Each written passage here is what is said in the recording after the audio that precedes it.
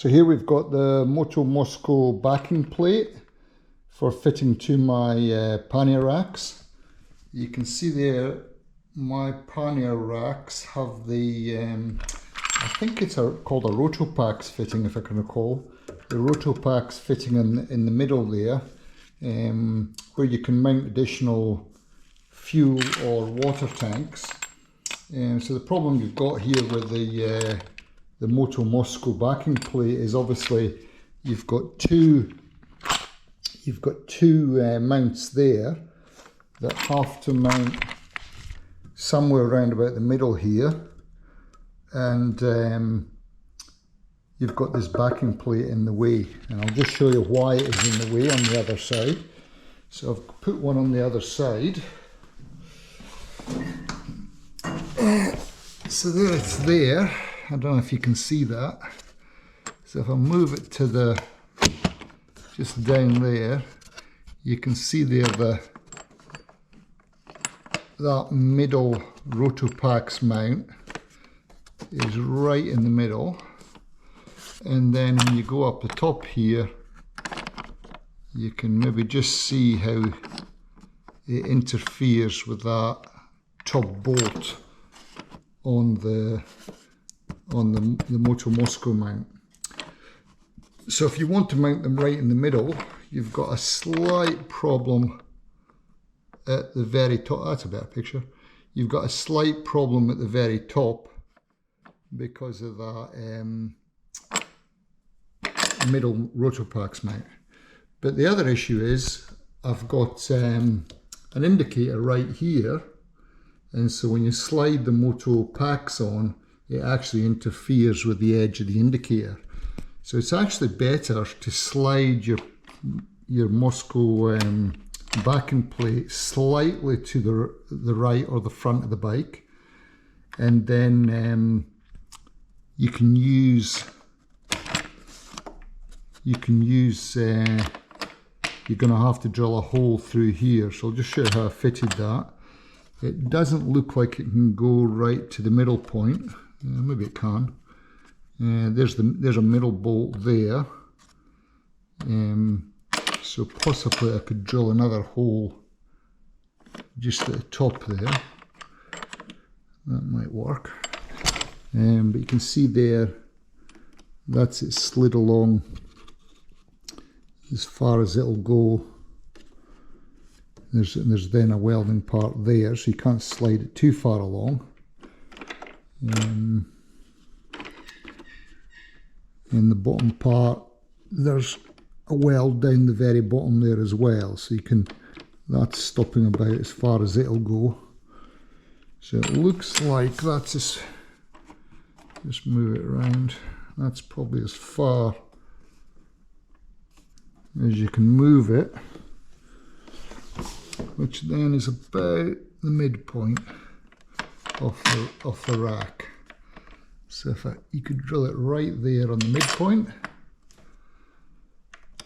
and that looks like that'll work pretty well. There's the midpoint there, you can just see my finger.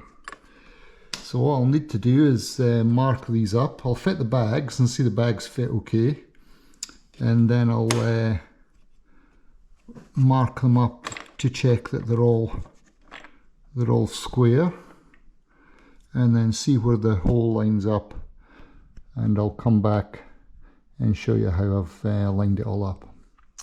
Bit of a pain that, having that Rotopax mount in the middle of the racks, but the racks came with that. So if you're going to fit Mosko racks, it might be worth getting open racks without the middle bit. Otherwise you're going to have to do some drilling. Okay, let's measure it all up and I'll see how I get on.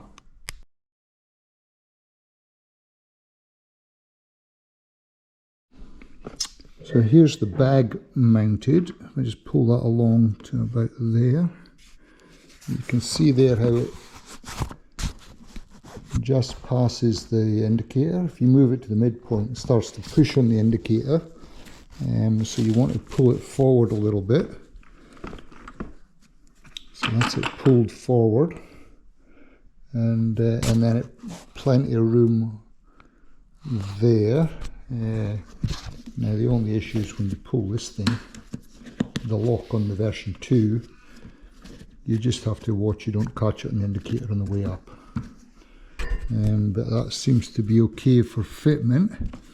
So let's just measure it all up, make sure it's square. That seems to fit pretty well. Obviously the other side doesn't have the problem, and because you're further out from the indicator on this side, so it's only this side that you have to muck about with, which is a little bit of a pain. So the reason you have to drill is you've got the Rotopax in the middle, the indicator on the left hand side interferes with the frame, so you just have to do a little bit of jiggling. And I think it's better to have your bags further forward anyway. If your bags are too far back, your centre of gravity starts to get pushed backwards, and so I think the key is to fit the bags as far forward as you can. I've already sat on the bike, so there's plenty of room there so it doesn't interfere, and then this leaves a nice platform at the back here for another bag. Okay, let's do some measuring and squaring up. So I reckon that's about right. If you look at the piece that's going to go on behind, ignore the white line for a moment. If you look at the measurements, it's about,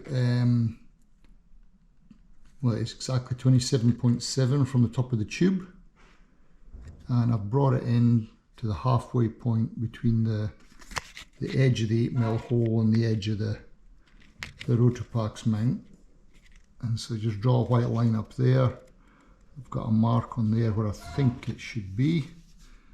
I'm going to measure it 5 more times before I put a drill in it, and then drill an 8mm hole so it gives it plenty of slack around the edge, and then that should be it mounted. Let's give it a try. Here's the hole for the Moto Mosko mount, and it's only sitting off about 20mm or something like that compared to what it was. So it's only 20mm to the front to enable it to sit better.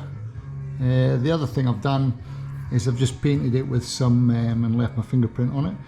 I've painted it with some kill rust just to stop the hole from rusting, and I've left the centre line mark, and you'll see why, because it'll help me line up the back mount. It'll really help me to mount that up. Okay, I think that's that hole looking good. Here we are back at the mounts for the Moto Mosko. The hole has been drilled and painted, and so now we'll just we'll put the backing plates on. So I've already got these on with one bolt, so they're ready to slip on. So just slip it on there, and then slip the back ones on. There we go. So they're on loose. Now remember, I had to move the mount slightly forward because the Rotopax mount interfered with the 2 top bolts, and so I've moved it forward about 20mm and drilled a hole in the mount, which is right there. So a Torx 15 bar makes it a lot easier, so we'll just spin them up until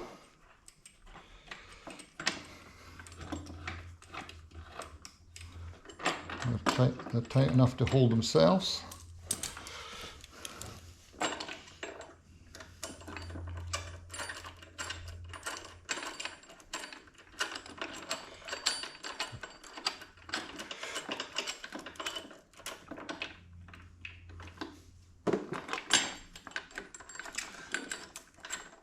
You don't want to spin them up too much because the key is to have them square to the plate. So if you I think it's just a little bit through the back of each, and then I can put the second bolt in.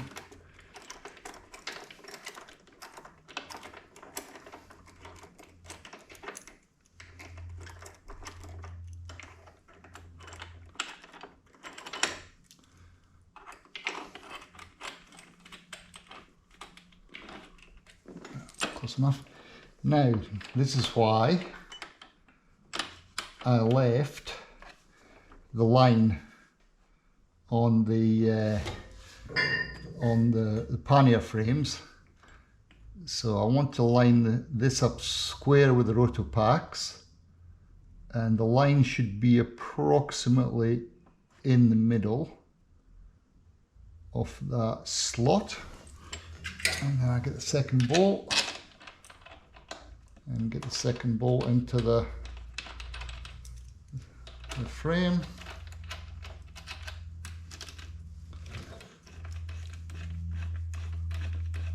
Now that's the one with a hole in it, so I'm glad to see the hole lined up. Alright, let's just check the alignment again. It's a bit aligned there.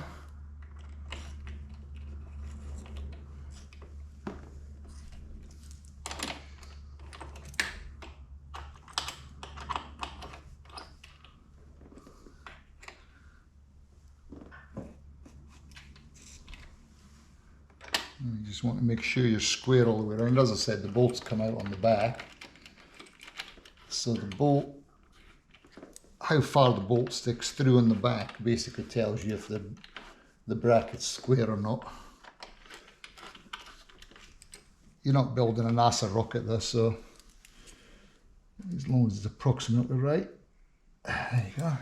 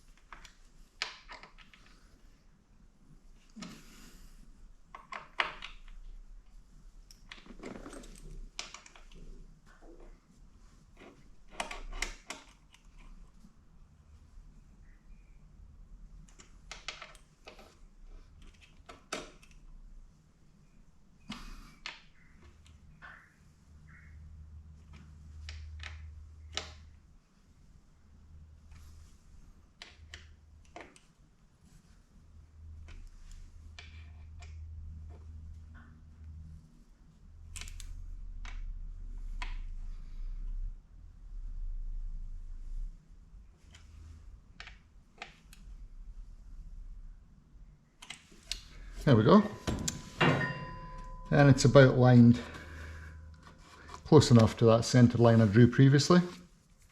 So that's how you mount a Mosko backplate for your pannier mount. And if I just grab the panniers now, let's move that one out of the way. I've got the 35 pannier.